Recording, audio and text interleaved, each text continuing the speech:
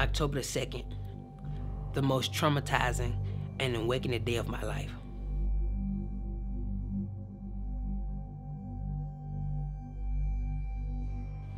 Me and Rob will be married 3 years in this October, and in those 3 years, God has really been growing him, and the way he has been dealing with him has been very peculiar. I mean, the dreams that he brings to him, you only know that it's from God because man couldn't think of these things.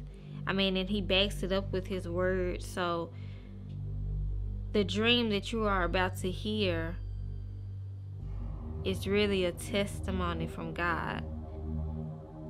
And I suggest when you watch this, you not only just watch it and feel that it's something to entertain you, but you evaluate yourself and you make sure your house is in order for when God comes, because no man knows the day or the hour. Because I had to do the same thing.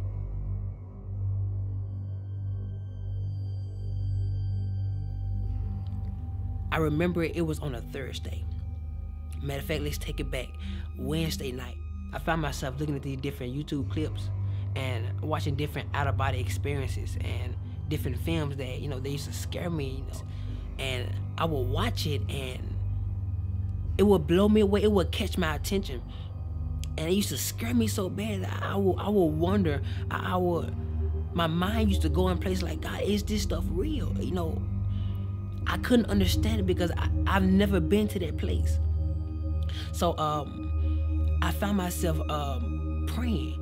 I remember walking outside of my apartment, and I was walking back and forth with my eyes closed and just started praying. And I asked God, I said, Lord, if you give me an out-of-body experience, you know, I vow to share your word and to tell the people what I saw.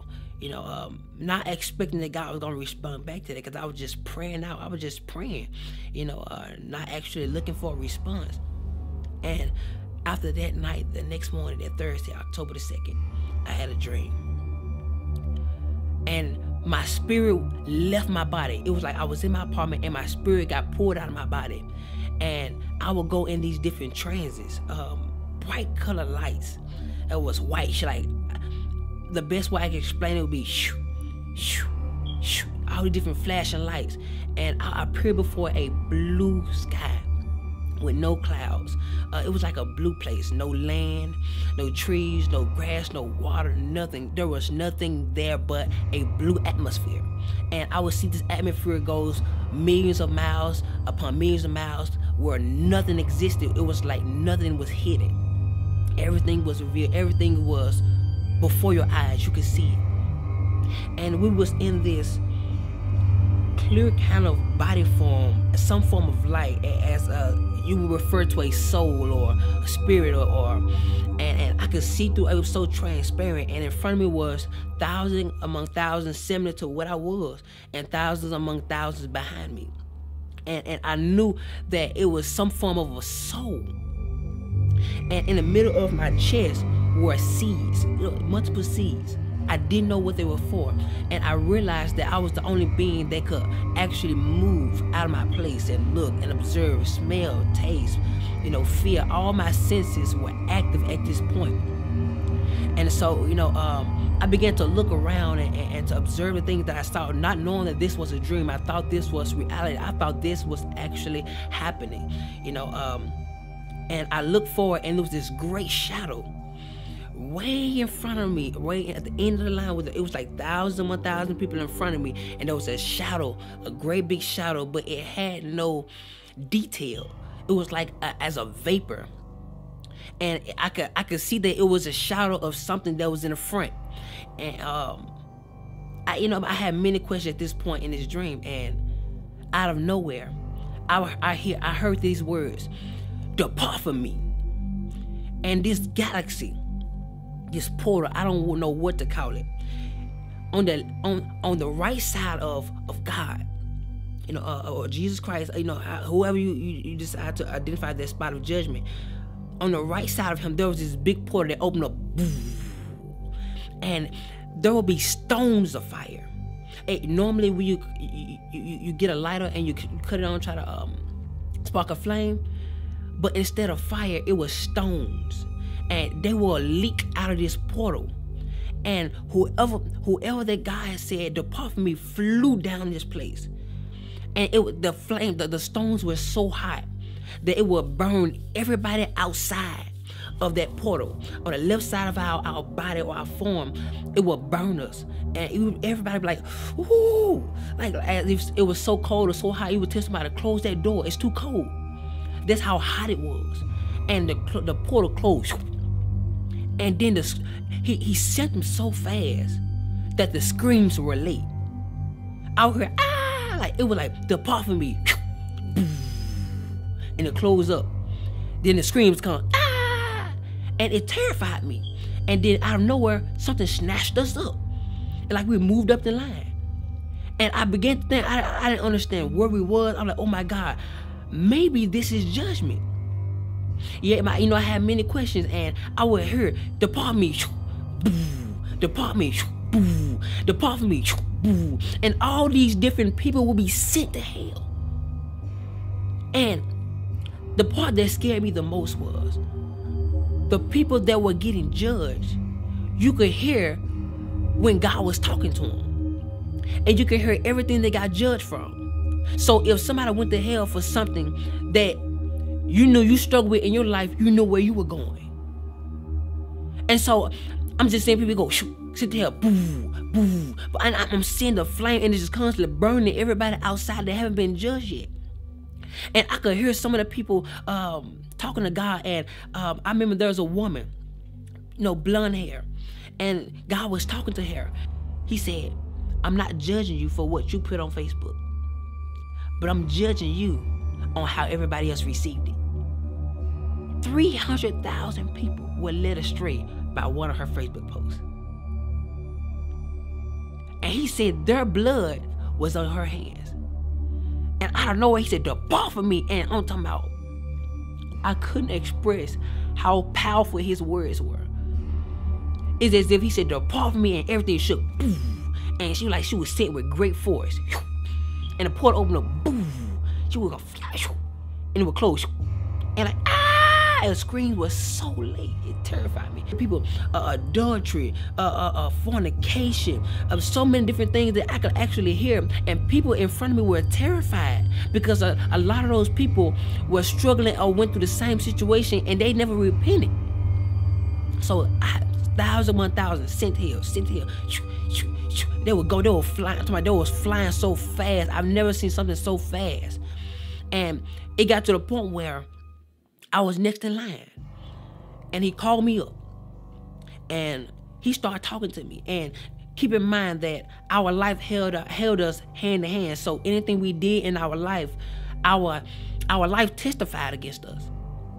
So you couldn't lie because your life testified. Say, "Yes, you did this at this time, yes, you did." And whenever God would speak to me, you would see a big screen, like you would see as if whatever God says, it comes to life. And so he started talking to me, and he started telling me everything that I could have did better. And at this point, I'm like, okay, God, I could have did this better. I did it, I did okay with it, but I could have did better. So he began to say other things, and he brought up this specific woman. And he asked me, why didn't I forgive her? And he gave me her specific name. I'm not going to say it. He gave me her specific name. And I knew exactly what he was talking about. He asked me, why didn't I forgive her? I said, I did, God. I did forgive her. He said, well, if you forgave her, when you get on the phone and talk to her, why is it that you treat her like the situation happened all over again? And I'm like, God, but I did forgive her. He said, well, if you forgave her, why are those seeds still in your chest? And I looked down. I was like, oh my God. That's what those are for. Those are seeds of what I did in my life.